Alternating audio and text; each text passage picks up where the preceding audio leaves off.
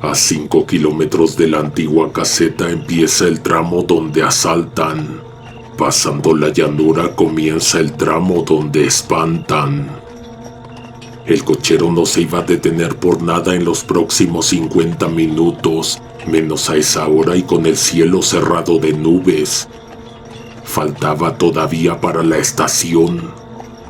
Quien conocía la ruta sabía que cuando el mayoral anunciaba el paso por la caseta había que agarrarse fuerte del travesaño, ya que la diligencia iba a apretar el paso. Al pasar sobre las piedras, las ruedas crujían y adentro los pasajeros se golpeaban hombro con hombro.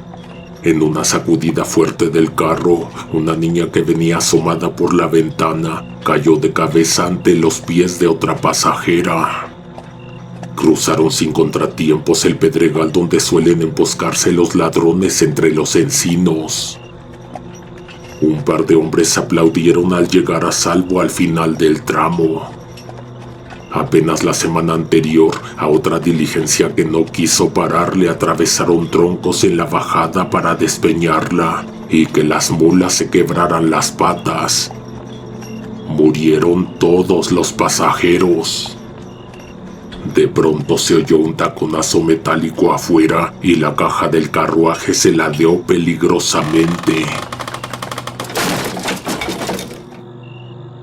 Nadie habló. La diligencia se amarró en seco, arrastrando a las mulas unos metros sobre la grava. Apenas terminaba de caer la tarde y la sombra del monte tapaba lo que quedaba de luz. Superaron los ladrones y llegaron a donde espantan. Estaban en el terrorífico límite. ¡Qué suerte!, dijo uno en voz baja. Tenemos para escoger que nos asalten o que nos asusten. El mozo bajó de un brinco a revisar. Se había amolado la rueda trasera derecha. El cochero pidió a los pasajeros que bajaran un momento en lo que ajustaba el repuesto que traían trincado en la parte trasera. Era la última corrida de la tarde. A esa hora ya no pasaba ningún otro carruaje por el tramo. Un pasajero de nombre Rogelio caminó unos pasos hacia los matorrales para orinar. Sabía que el cambio de rueda no llevaba más de 10 minutos y que antes de arrancar el mozo tenía que cantar el número de asientos para asegurar que no se quedara nadie. De pronto se escuchó un chillido aterrador. Un alarido seguido de un golpe contra la madera del carro que cimbró el chasis. Rogelio alcanzó a ver al mozo soltar un latigazo al aire, pero las mulas, despavoridas y desbocadas, tiraron con toda la fuerza del carro y partieron a escape en la oscuridad. Rogelio corrió de regreso al camino abrochándose el pantalón, pero la diligencia no paró. La huella de las ruedas se perdió a lo lejos entre el polvo. Quedó un bulto tirado en medio de la zanja. Un pasajero inmóvil, con el cráneo reventado a pisadas por los cascos de los animales que tiraban el carro. Fue cuestión de minutos para que la noche cerrara por completo. Aquel pasajero no lo podría haber dicho mejor. Había para escoger o hacia donde asaltan o hacia donde espantan. Rogelio prefirió quedarse justo en el medio, atenido a la idea de que la raya divisoria fuera tierra neutral. Era todo lo contrario. Sin luna, el camino quedó a oscuras como si trajera los ojos vendados. Esperó a que la vista se le acostumbrara, pero ni así. No se podía dar un paso a ciegas entre las zanjas y las piedras. Además, por ahí no volvería a pasar otra corrida sino hasta las 9 de la mañana. Acomodado contra el tronco de un árbol, divisó un resplandor a lo lejos. se levantó y caminó hacia la luz, guiándose por el humo y el chispazo de una antorcha clavada en la tierra. Llegó hablando recio desde antes de acercarse. En ese tramo y a esas horas a nadie se le debe llegar por la espalda. Lo que alumbraba la llama era inaudito. Una estaca gruesa de encino, de poco más de 2 metros de alto, sobresalía del suelo. En la punta estaban atravesados los cuerpos de 2 hombres, uno encima del otro. La escena no tenía lógica. O a los tipos los habían levantado en vilo para dejarlos caer desde arriba sobre la punta de madera, o los atravesaron juntos en el suelo para después hincar el palo con todo y muertos. Ninguna de las 2 opciones era trabajo de un solo hombre.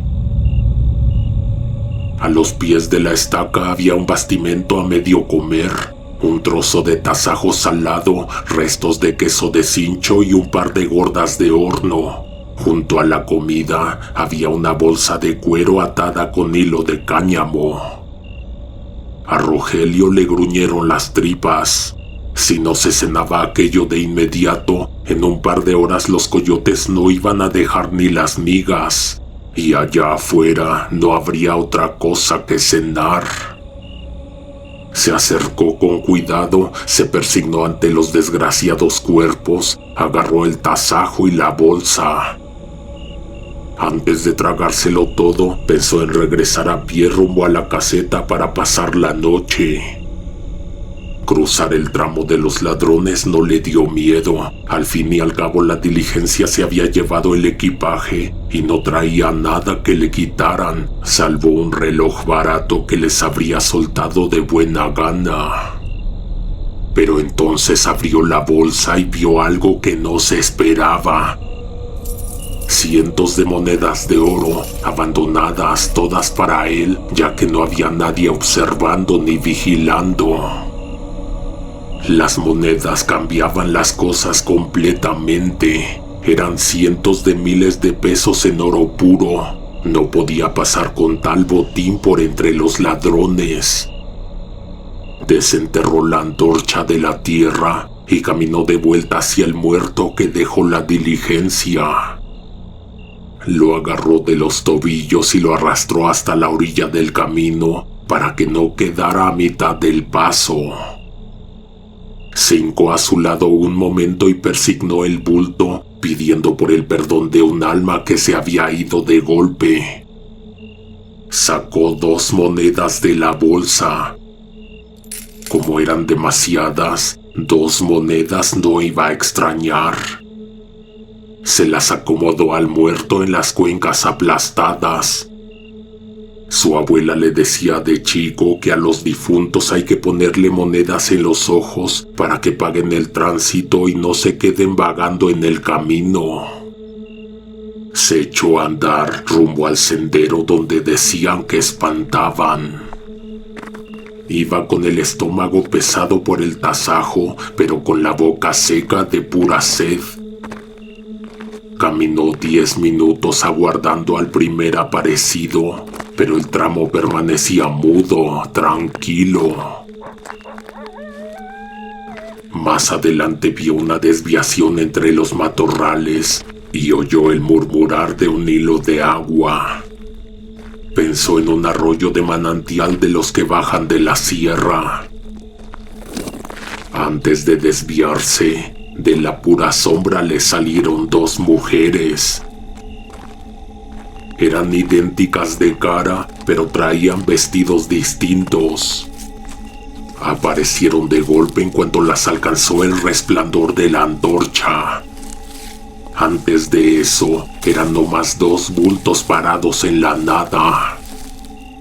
Rogelio acortó el paso y se pegó al lado opuesto del camino. A esas horas y en ese tramo no andaba la gente viva.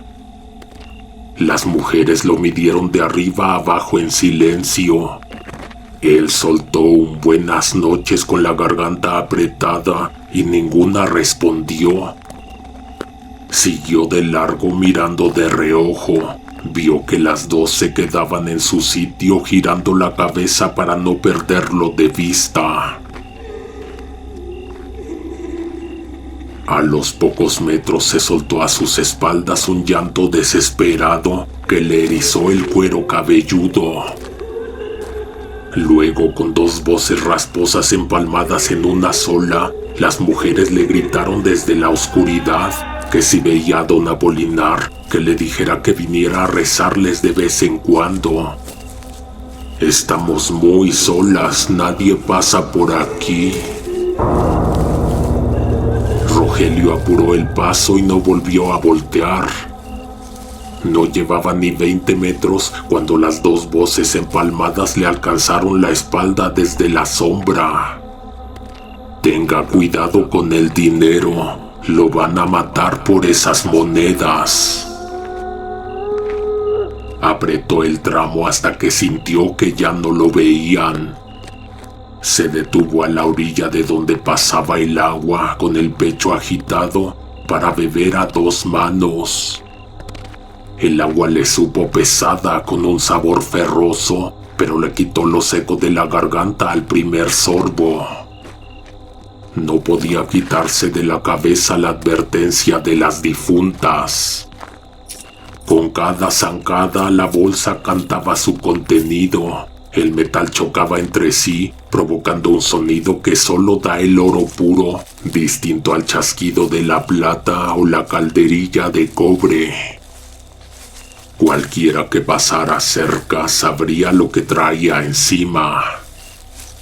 Buscó donde hubiera tierra suelta para meterle al saco y apelmazar el dinero, evitando que siguiera castañeteando. Vio un promontorio suave al pie de unos matorrales, se puso de cuclillas, abrió la boca de la bolsa y empezó a atascarla de tierra blanda.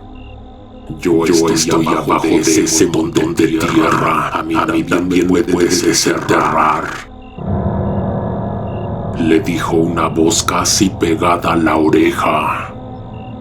Rogelio se paró de golpe, la cabeza le dio vueltas y la vista se le nubló en un segundo. A un lado estaba parado un muchacho de poco más de 20 años. Traía los pantalones rotos dejando ver las canillas secas, puramente de hueso. Los brazos en las mismas condiciones y la mitad del pellejo de la cara colgándole sobre el cuello. Sin soltar el saco, que ahora pesaba el triple por la tierra y las monedas, Rogelio se recargó de espaldas contra un tronco. El muchacho señaló el montón de donde había estado rascando. No era un montículo del camino, era una fosa mal cubierta, una tumba improvisada. Le había echado a la bolsa de monedas tierra de muerto. Rogelio no se detuvo a sacar de la bolsa la tierra de sepulcro ni a limpiar las monedas. Apretó el nudo de cáñamo con la mano entumecida y salió cortando monte para buscar de nuevo el trazo principal de la ruta donde por el día pasaba la gente. Cuando volvió a pisar la brecha ancha, se quedó tieso. Unos metros adelante estaba la diligencia parada. En medio de la penumbra, el mozo lo llamaba con la mano, apurándolo en silencio para que subiera, como si nada hubiera pasado y apenas estuvieran por arrancar. Conforme Rogelio se fue acercando, lo primero que fijó el muchacho fue la vista en el saco de cuero. «¿Qué traes ahí?», le preguntó sin mover el cuerpo. «Échamela para arriba, se la acomodo en el techo del carro». Rogelio apretó el morral contra las costillas. Esa bolsa no la iba a perder de vista por nada. Los pasajeros que venían encaramados afuera, colgados del carruaje, los que viajaban a media paga, atados a los barandales, aguantando el frío y la tierra, también le clavaron los ojos al bulto. Dos de ellos se aproximaron los brazos desde arriba para pedírsela, estirando las manos flacas para hacerle fácil la subida. Rogelio sabía que en cuanto sintieran el peso y el chasquido del oro, la bolsa no regresaba a sus manos. «Esta me la llevo entre las piernas», dijo al llegar a la portezuela. Apoyó el saco sobre el estribo de madera y levantó una pierna para trepar. En ese mismo instante, el mozo dio un brinco y se montó de un ágil salto sobre el lomo de la mula. Rogelio metió la cabeza a la cabina esperando encontrar el alboroto de los viajeros reclamando la tardanza, pero lo que vio adentro estaba en silencio de muerte. Dos pasajeros yacían boca abajo en el suelo de la caja, encogido entre las esteras, sin respirar. Los demás venían amontonados contra los costados, recargados hombro con hombro, lívidos, con los ojos grises y abiertos, fijos en la nada. Nadie hablaba, nadie respiraba. Todos estaban tiesos, muertos. El carruaje dio un tironazo violento hacia adelante, pero Rogelio se arrojó de espaldas hacia la tierra. Ese no era el carruaje en el que venía. El golpe contra el suelo le sacó el aire y una piedra aguda se le enterró en la espina dorsal, haciéndolo soltar un alarido. El vehículo agarró vuelo llevándose la bolsa en el estribo, pero no avanzó ni 50 metros. Uno de los bultos encaramados agarró el saco de cuero y se lo arrojó de vuelta al camino. Antes de que la bolsa terminara de rodar por la grava, las mulas, el chasis y los hombres atados al techo se deshicieron en la penumbra, tragados por una sola cortina de polvo seco. Caminó otros 20 minutos esquivando voces y caras que lo miraban desde la sombra de los encinos, llamándolo por su nombre desde la oscuridad.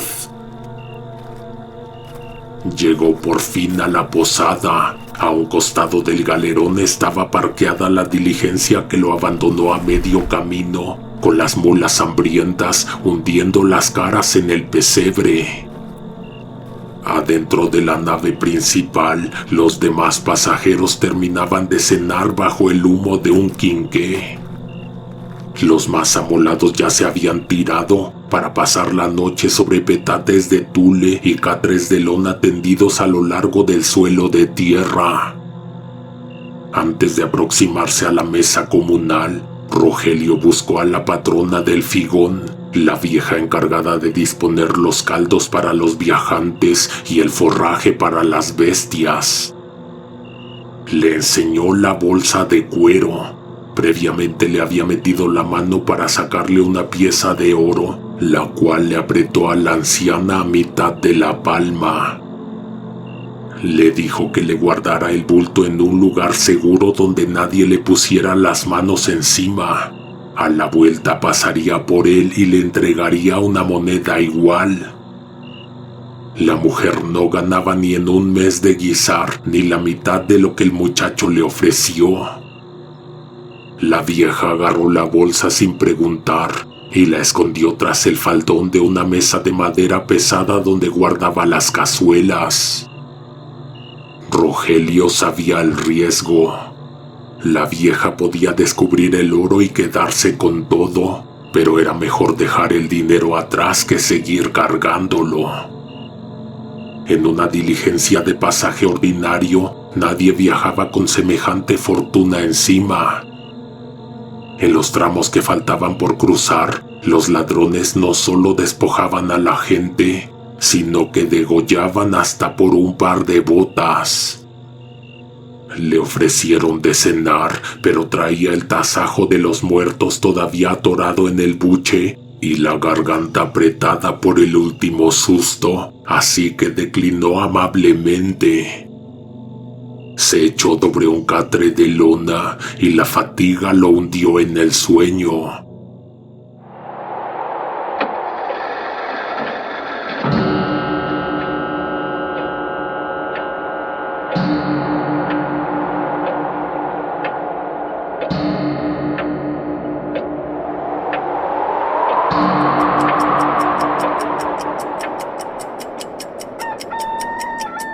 A las 5:30 de la mañana los despertaron a todos. La patrona de la hostería ya tenía listo el café de olla y unos pocillos con agua caliente en el fogón para que los pasajeros se lavaran la cara antes de subir. Rogelio no se cruzó con la vieja ni le volvió a tocar el tema del bulto. Ella tampoco lo buscó.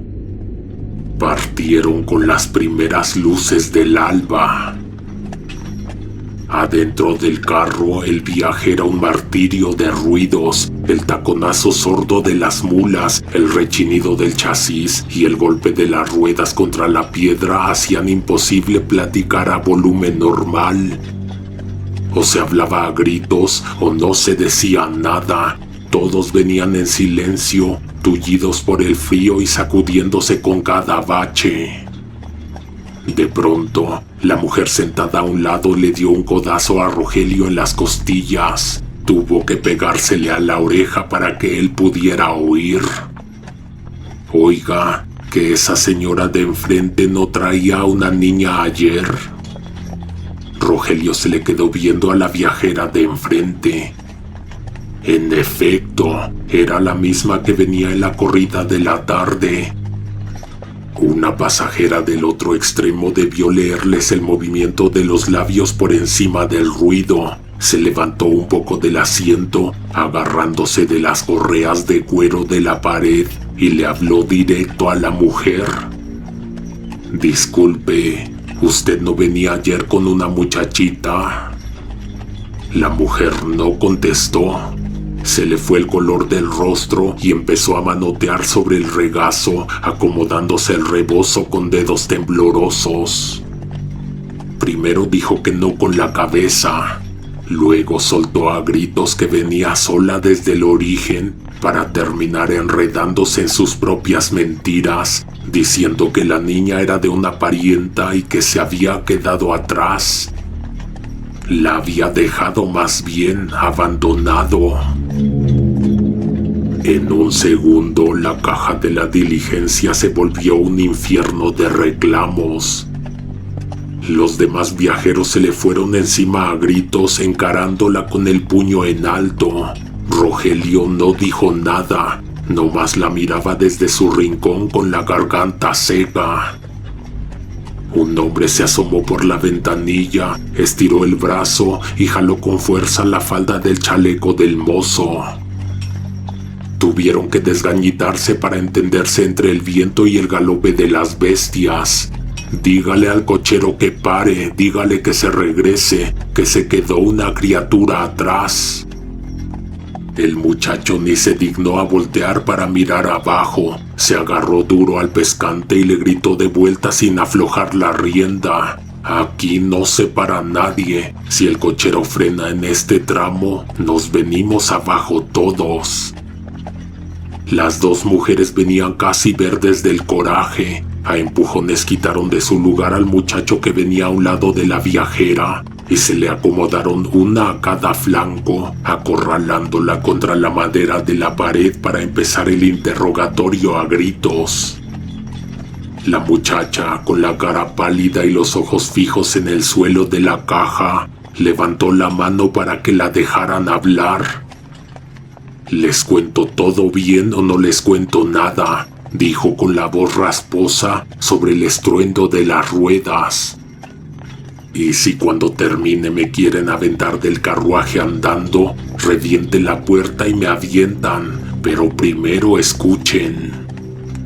Los pasajeros hicieron un silencio tenso, apretándose unos contra otros, mientras la diligencia daba vaivenes sobre la grava. «Para empezar, la chamaca no era mía, no era mi hija», explicó que días antes había ido a casa de su abuela en un caserío de la sierra para ayudarle con los quehaceres de la cocina. Al llegar se encontró con que la viejilla no había podido bajar al río a lavar la ropa de la semana porque traía las rodillas hinchadas.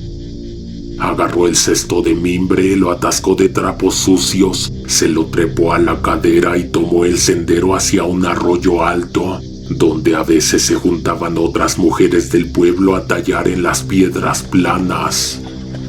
Todos los pasajeros se acomodaron mejor en sus asientos para oírla, sin quitarle los ojos de encima. Esa mañana no había nadie en las piedras, continuó la muchacha, alzando la voz para que todos la oyeran. Estuve tallando la ropa un buen rato hasta que escuché el llanto entre los matorrales. No había jacales cerca ni se veía un alma. Pensé que algún infeliz la había ido a tirar, así que dejé las cobijas tendidas sobre los matorrales y fui a asomarme. La chamaca estaba amarrada con mecate al tronco de un capulín. La viajera miró hacia la portezuela, como si fuera a ver en un destello a la chamaca en el camino. La desamarré y busqué por los alrededores a ver si andaba la madre, pero nada. Me la llevé de la mano a casa de mi abuela. En todo el trayecto no le pude sacar una palabra, ni cómo se llamaba, ni de dónde era, ni quién la había dejado ahí. En la casa nos sentamos a comer las tres. Cuando terminé salí al patio a tender la ropa en los lazos. En eso escuché unas carcajadas de la niña, grandes risotadas. Entré corriendo a ver de qué se reía y encontré a mi abuela tirada en la tierra del piso, morada de la cara, con los dedos clavados en la garganta. Se había ahogado con un pedazo de cecina seca y la chamaca parada a un lado mirándola y sin poder parar de reír. En la caja de la diligencia nadie pestañeó. El propio Rogelio se acomodó mejor contra la esquina del asiento. Durante el velorio de mi abuela, continuó la muchacha, los vecinos me vieron con la criatura y me preguntaron de quién era.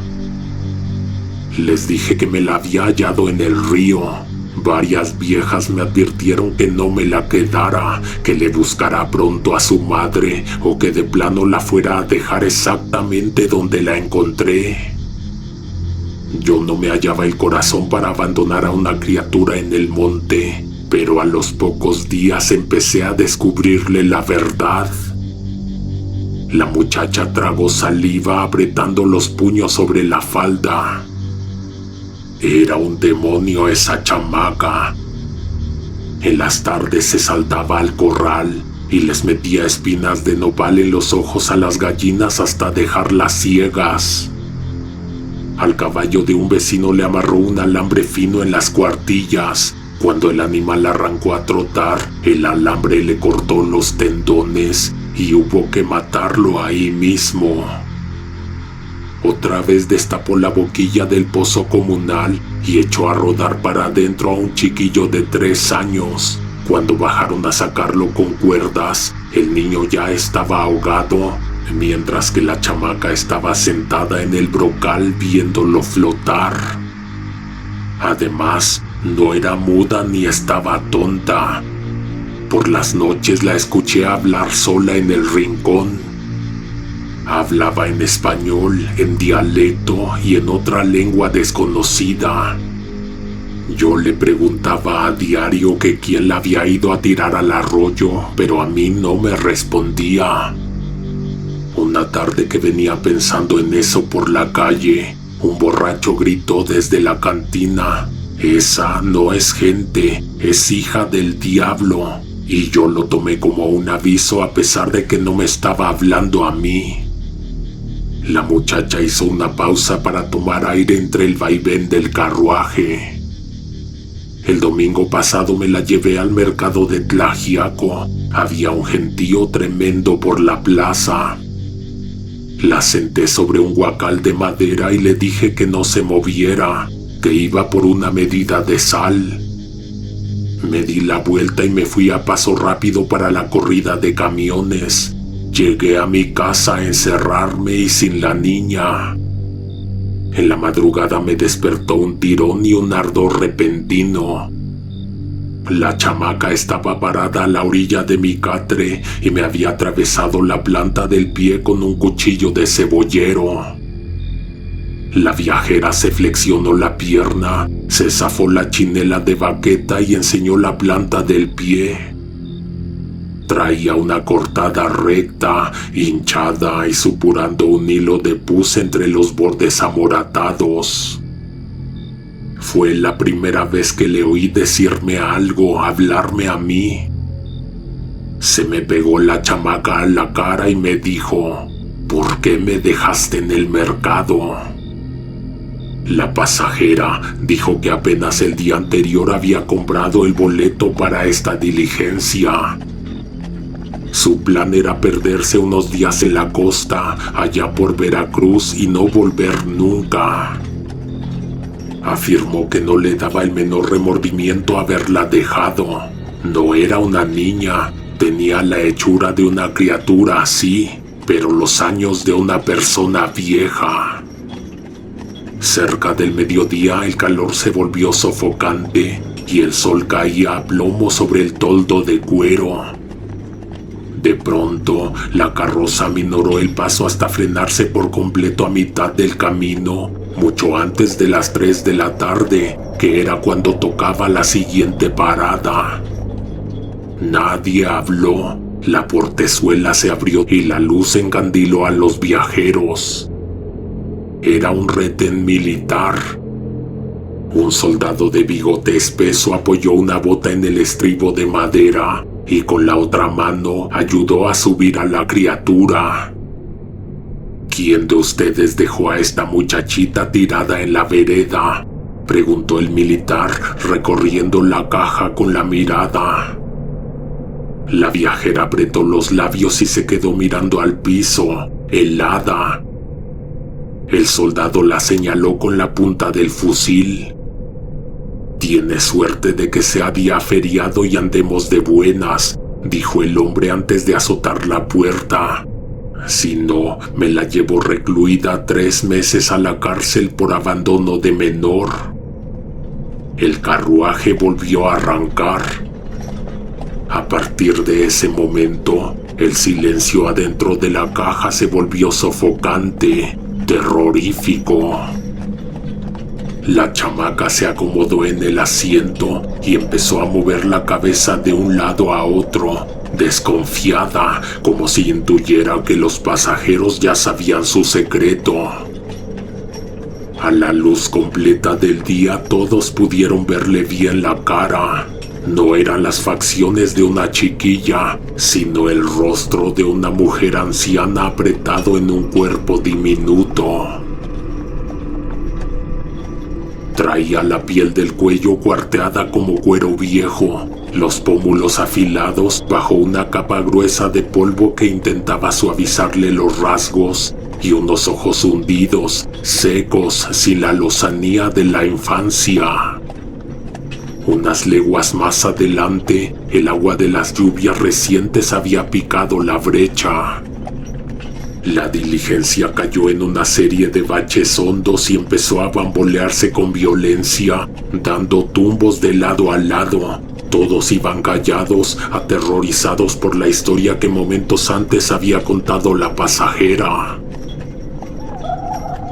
De repente, una carcajada estridente estalló adentro del carro.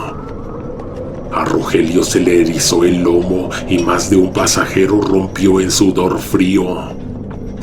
«Se cayeron», dijo la criatura. Habló con una voz rasposa que no correspondía a su tamaño y soltó otra carcajada espantosa. Nadie entendió a qué se refería. Guardaron silencio el resto del trayecto, mascando el polvo que se metía por todos lados.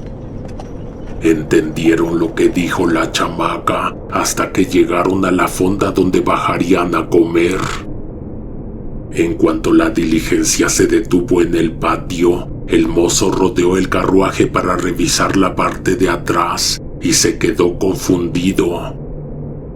¿Y los pasajeros que venían afuera, colgando atrás?, preguntó mirando las cuerdas sueltas y los barandales vacíos. La chamaca desde la portezuela lo miró de reojo con sus ojos de anciana y soltó la última carcajada mientras se ajustaba el vestido.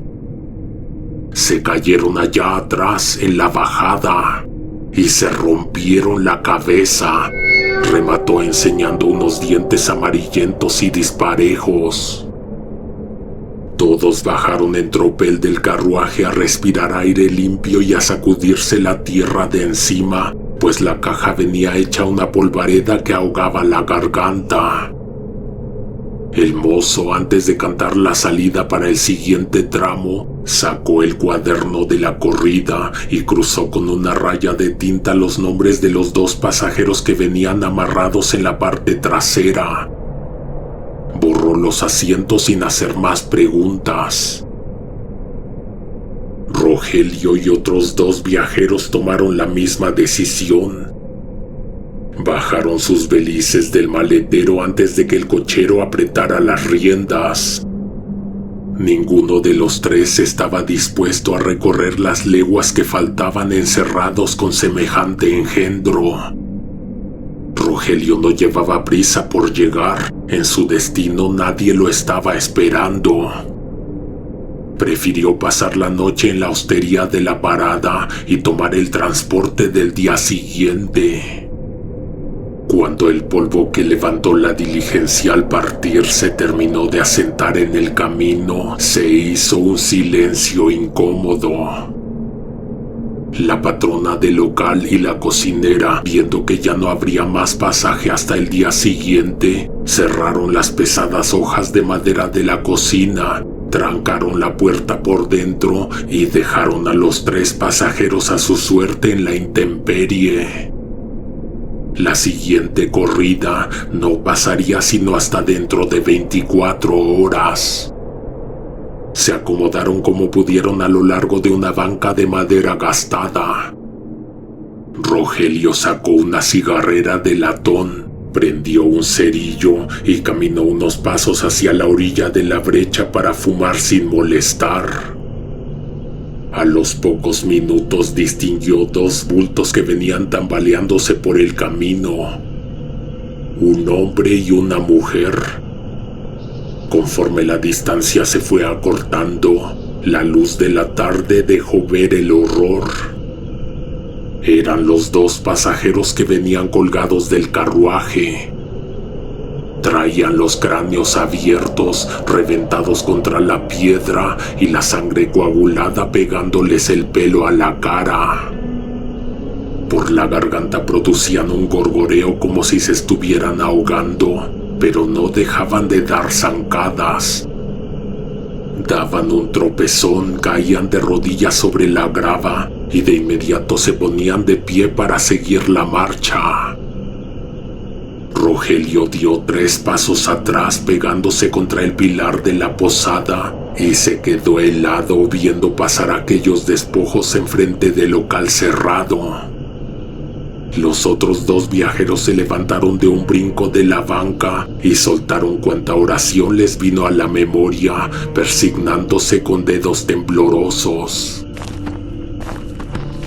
Los 2 muertos no voltearon a ver a nadie.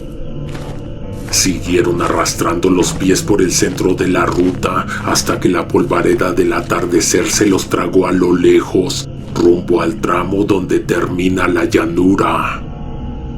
«Aquí también espantan», dijeron los 3 al mismo tiempo.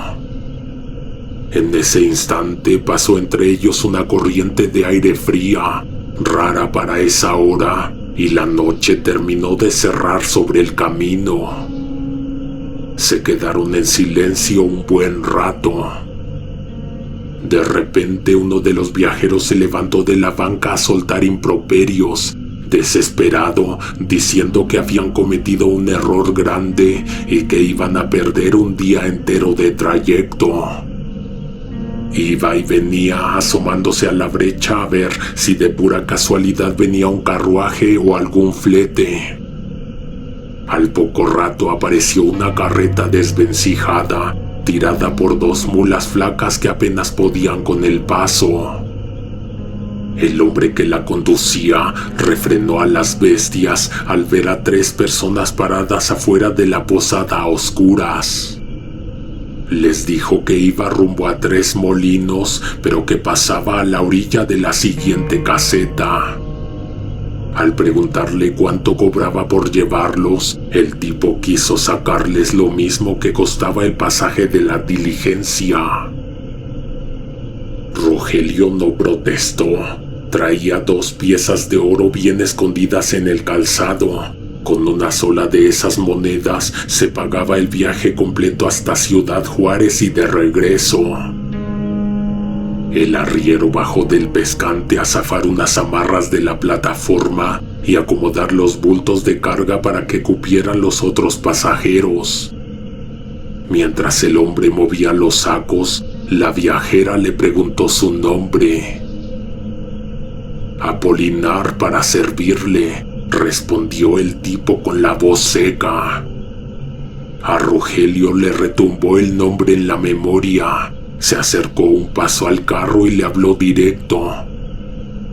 Oiga, allá atrás, pasando el puente de María, me topé a 2 señoras en el tramo donde espantan.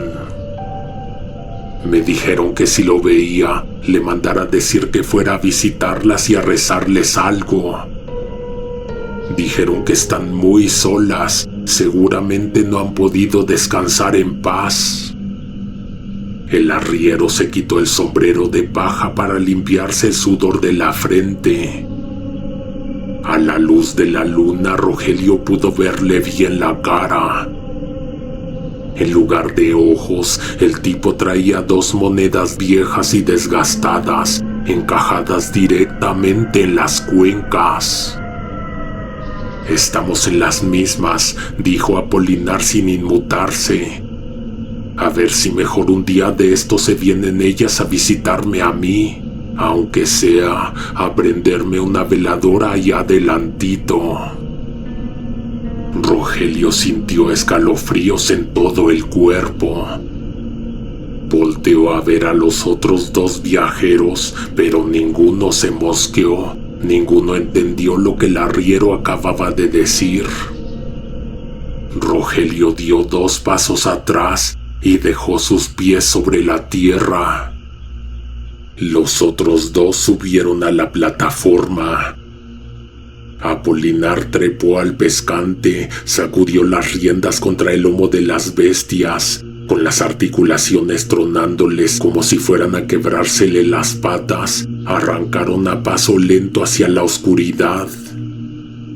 Rogelio volvió a sentarse en la banca de madera y se quedó con la mirada perdida en la grava, pensando en nada, completamente solo. Habrían pasado unos 30 minutos cuando vio aparecer 2 figuras tambaleándose desde la misma dirección por donde se había ido la carreta. Venían cubiertas de polvo, raspadas y quejándose a gritos de los golpes. Eran los 2 pasajeros que se habían subido con Apolinar. Contaron que apenas un centenar de metros adelante, la carreta y las mulas se desvanecieron en el aire de un solo golpe, dejándolos caer de porrazo contra el suelo lleno de piedras filosas. Rogelio estuvo a punto de decirles que cómo no se dieron cuenta de que era un carruaje fantasma. A los 20 minutos empezó a salir olor a humo de leña y a maíz desde adentro de la posada. Se oyeron los maderos crujir y la patrona abrió las pesadas hojas de la puerta para dejarlos pasar. La mujer los vio cenar en silencio. Les sirvió pocillos de atole de masa bien caliente y un montón de tortillas salidas del comal. En cuanto terminaron de comer, la vieja arrastró una tranca gruesa de encino y atrancó la puerta por dentro, dejando el acceso clausurado. Las puertas no se vuelven a abrir en toda la noche, les advirtió la patrona guardando las servilletas. Mi hermana me mandó a decir por la tarde que los hijos de Valentín andan rondando los rumbos. Si ven a alguien en el camino se lo llevan, sea hombre o mujer. Al hombre para meterlo a la fuerza a su ejército y a la mujer para hacerse la suya. Si los oyen pasar por afuera, ni se levanten, ni hagan ruido, ni por curiosidad se vayan a asomar. Cuando la luna alcanzó lo más alto del cielo, el retumbo de varias decenas de cascos en la tierra seca los despertó a todos. La dueña del local se levantó en silencio, caminó hacia el rincón del suelo donde estaban echados sus 3 invitados y les hizo una seña firme con el dedo sobre los labios para que no fueran a decir ni una palabra. La tropa se detuvo frente a la posada. Comenzaron a soltar culatazos violentos contra las maderas de la puerta, exigiendo a gritos que se les abrieran para darles de cenar y de tomar. Adentro, los 2 viajeros estaban temblando sobre los petates, rezando en un murmullo cortado y a punto del llanto. La patrona, en cambio, se mantuvo fría. Se pegó a la madera de la puerta y les gritó hacia afuera con voz firme que no podían pasar. Luego se dio la vuelta y le susurró a la gente del piso: a estos no hay que darles entrada. Mientras no les abramos, no pueden pasar, pero no hagan ruido, porque si sienten que hay gente viva adentro, no se van. Al poco rato cesaron los golpes contra la madera, pero afuera se seguía escuchando el resoplido de los caballos y el rumor de los hombres rondando la fachada. Con el paso de las horas, la dueña terminó por cabecear en una silla. Los 3 huéspedes se quedaron despiertos, fijos en la penumbra, midiendo cada ruido del exterior. A las 6 de la mañana, la anciana se levantó a atizar el fogón para preparar el almuerzo antes de que llegara la primera corrida ordinaria desde Veracruz. Uno de los 2 viajeros continuaba sentado en el piso de frente a la puerta, con la espalda recargada contra la pared. Les dije bien claro que no se fueran a asomar, dijo la señora con enojo al acercarse a moverlo. Al tocarlo, el hombre cayó de lado, rígido como una estaca. Traía la boca abierta en un gesto desencajado y los ojos inyectados en sangre. El corazón le había reventado de puro espanto durante la madrugada. Rogelio y la viajera que quedaba con vida se sentaron a la mesa a tomar el café en un silencio sepulcral. Mientras comían, la anciana acomodó al difunto en un rincón y se limpió las manos en el delantal. «Se ve que ustedes no son de por acá», les dijo la vieja en voz baja, arrastrando una silla. «Si no, sabrían lo que son los hijos de Valentín. Para empezar, el que viene al frente de esa gavilla no trae cabeza. Es un jinete decapitado desde las guerras viejas.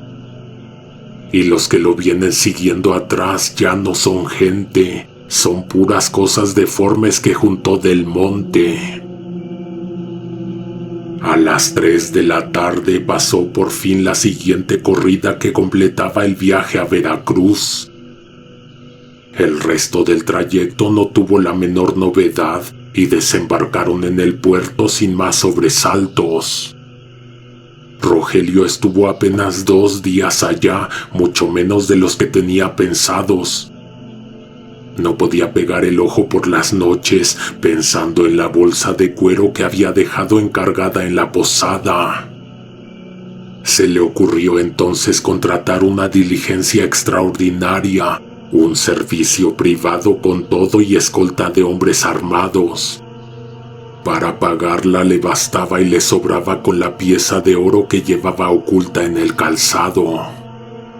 Al momento de hacer el trato en la oficina de fletes, el encargado lo miró con extrañeza por encima de los papeles.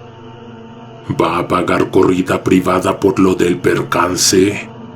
¿Por el accidente de la diligencia de anteayer? Rogelio se quedó tieso. El hombre le explicó que la corrida ordinaria en la que él venía se había despeñado en un barranco del camino a Veracruz. No hubo sobrevivientes, salvo una chiquilla vestida con un abriguito rojo que hallaron sentada a la orilla del despeñadero.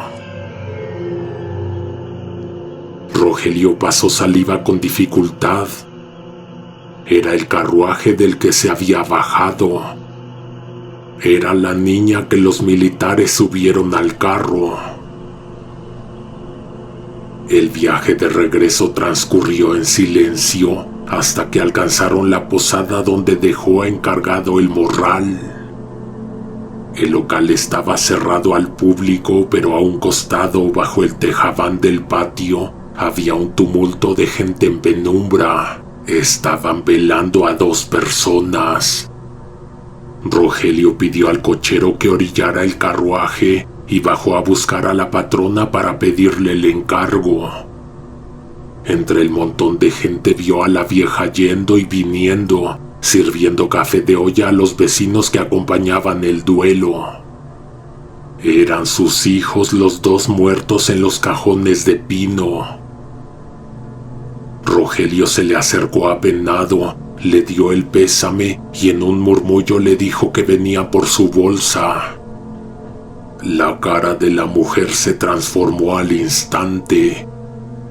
De la tristeza al enojo, caminó hacia el fondo de la cocina, salió con el morral de cuero y se lo arrojó a los pies contra la tierra.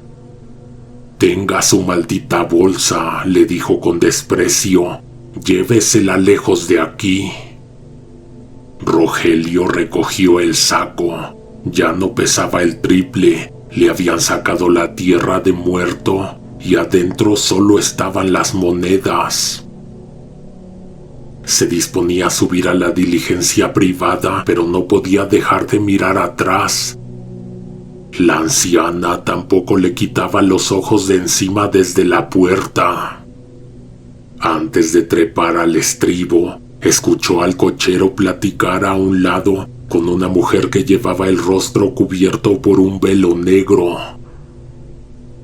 Alcanzó a oír que comentaba que los 2 hijos de la patrona se habían matado entre sí esa misma mañana, peleándose por un dinero que encontraron escondido en una bolsa tras las cazuelas, por un montón de monedas de oro.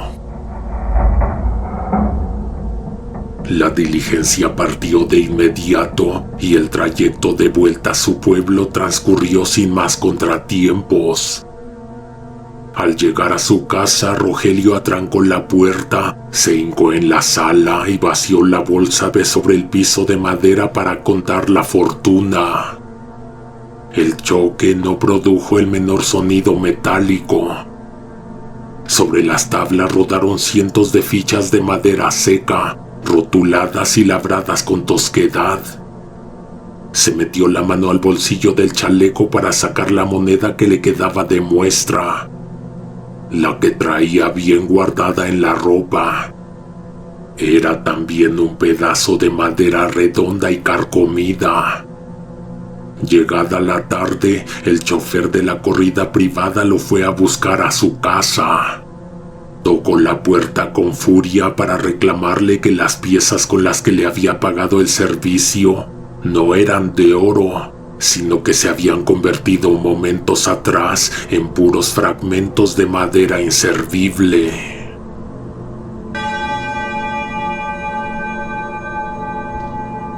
Nos escuchamos el día jueves con más historias de terror, pero cuéntame, ¿qué te pareció este relato largo? Si llegaste hasta el final, por favor comenta la frase monedita de oro.